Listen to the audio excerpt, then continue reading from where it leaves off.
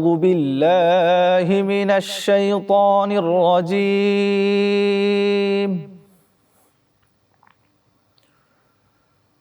بسم الله الرحمن الرحيم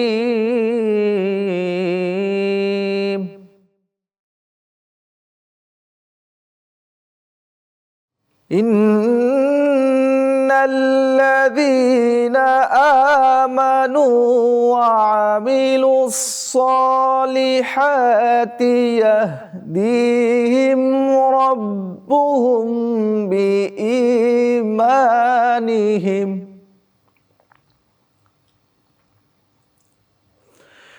تجري من تحتهم الأنهار في جنات النعيم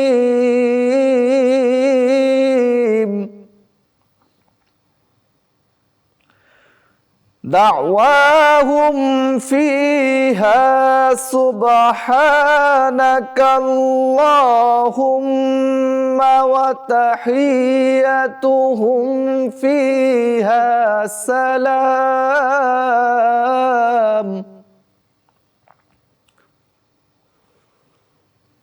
وآخر دعواهم عن الحمد لله رب العالمين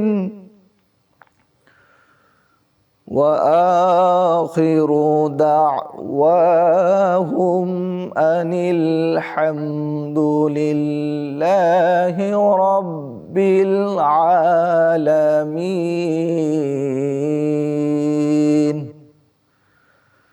صدق الله العظيم وصدق رسوله النبي الحبيب الكريم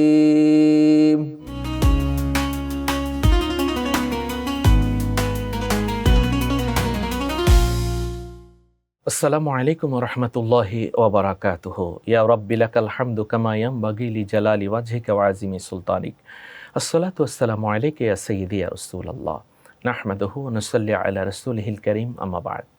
সম্মানিত দর্শক, আপনাদের সকলকে আমন্ত্রণ জানাচ্ছি বিআরবি কেবল বিআরবি হসপিটাল নিবেদিত মাহে রমাদান আজকের আয়োজনে। আমরা এতক্ষণ পর্যন্ত পবিত্র কোরআনুল কারীমের সূরা ইউনুস 9 নম্বর এবং 10 নম্বর আয়াতের তেলাওয়াত শুনেছি। এখন এ দুখানা আয়াতের অর্থ এবং তাফসীর শুনবো ইনশাআল্লাহ। আল্লাহ সুবহানাহু ওয়া তাআলা ঘোষণা দিচ্ছেন, ইন্নাল্লাযীনা আমানু ওয়া আমিলুস সলিহাত, নিশ্চয়ই যারা নেক আমল করেছে এবং যারা ঈমান এনেছে। আমরা যত আমলই করি, এই যে আমরা সিয়াম সাধনা করলাম, আমরা রোজা রাখলাম, আমরা 5 ওয়াক্ত নামাজ পড়ছি, দান সদকা করছি, যাকাত দিচ্ছি, সদকাতুল ফিতর দেব বা সদকাতুল ফিতর দিয়েছি, প্রত্যেকটা এই নেক আমলের পূর্ব শর্তই হচ্ছে আপনাকে ঈমান আনতে হবে। ঈমান কি? লা ইলাহা ইল্লাল্লাহ মুহাম্মাদুর রাসূলুল্লাহ। আল্লাহ তাওহীদের স্বীকৃতি দিতে হবে, পাশাপাশি আমাদের প্রিয় নবী হযরত মুহাম্মদ মুস্তাফা সাল্লাল্লাহু আলাইহি ওয়াসাল্লামের রিসালাতের স্বীকৃতি দিতে হবে। আল্লাহ তাওহীদের স্বীকৃতি না দিলে, রাসূলুল্লাহ সাল্লাল্লাহু আলাইহি ওয়াসাল্লামের রিসালাত পরিপূর্ণভাবে না মানলে, সে অনুযায়ী না জানলে এবং সে অনুযায়ী নিজেকে পরিপূর্ণভাবে আমলি না করলে, তাহলে এই নামাজ রোজা ইবাদতের কোনো দাম নেই। অর্থাৎ আগে আপনাকে ঈমান আনতে হবে। এজন্য আল্লাহ তাআলা বলছেন, ইন্নাল্লাযীনা আমানু ওয়া আমিলুস সলিহাত, নিশ্চয়ই যারা ঈমান এনেছে এবং নেক আমল করেছে, ইয়াহদিহিম রব্বুহুম, তারা আল্লাহর পক্ষ থেকে পেয়েছে হেদায়েত। এখানে একটি বিষয় গুরুত্বপূর্ণ, হেদায়েত পাওয়া। ইহদিনাস সিরাতাল মুস্তাকিম, হে আল্লাহ আমাদেরকে সরল সঠিক পথে তুমি পরিচালিত করো। তো আল্লাহ যদি দয়া না করেন তাহলে আমরা কেউ হেদায়েত পাবো না। হেদায়েত পেতে হলে আমাদেরকে গায়রুল মাগদুবি আলাইহিম ওয়ালাদ-দাল্লিন, অর্থাৎ যে পথে আল্লাহ অসন্তুষ্ট, যাদের উপর গজব নিপতিত হয়েছে এবং যারা আল্লাহ সুবহানাহু ওয়া তাআলা নিজেদের আমলের মাধ্যমে আল্লাহ তাআলার প্রতি তারা নিজেদেরকে নাখুশ করে ফেলেছে, তাদের দলে থাকা যাবে না। অর্থাৎ থাকতে হবে সিরাতুল মুস্তাকিমের পথে, নাবিগিন, সিদ্দিকিন, সোহাদা, সালেহিন, নবীদের পথে, সিদ্দিকদের পথে, শহীদদের পথে, এবং থাকতে হবে সালেহ তথা আল্লাহর অলিদের পথে। আল্লাহ সুবহানাহু ওয়া তাআলা বলছেন, ইয়াহদিহিম রব্বুহুম বিঈমানিহিম। আল্লাহ সুবহানাহু ওয়া তাআলা তাদের ঈমান, আল্লাহ সুবহানাহু ওয়া তাআলা তাদের বিশ্বাস, আল্লাহ সুবহানাহু ওয়া তাআলা তাদেরকে যে পথ দেখিয়েছেন সেই পথটি হচ্ছে ঈমানের পথ। অর্থাৎ যারা ঈমান আনবে এবং নেক আমল করবে, আল্লাহ সুবহানাহু ওয়া তাআলা তাদেরকে দেখাবেন ঈমানের পথ। তাজরি মিন তাহতিহিমুল আনহার, তাদের জন্য রয়েছে এমন পথ যে পথ জান্নাতের পথ। আর এই জান্নাতের তলদেশে রয়েছে দুধের নহর, মধুর নহর, মায়ে তাসনিম স্বচ্ছ পানির নহর, সরাবান তহুরার নহর, ঝর্ণাধারা। সুবহানাল্লাহ। আল্লাহ তাআলা বলছেন, ফি জান্নাতিন নাঈম, তারা থাকবে জান্নাতে, নিয়ামতের বাগানসমূহের মধ্যে তারা থাকবে। আল্লাহর পক্ষ থেকে যে নিয়ামত তারা পাবে, সে নিয়ামত যখন যা চাইবে জান্নাতে সকল কিছুই তারা পাবে। জান্নাত কেমন?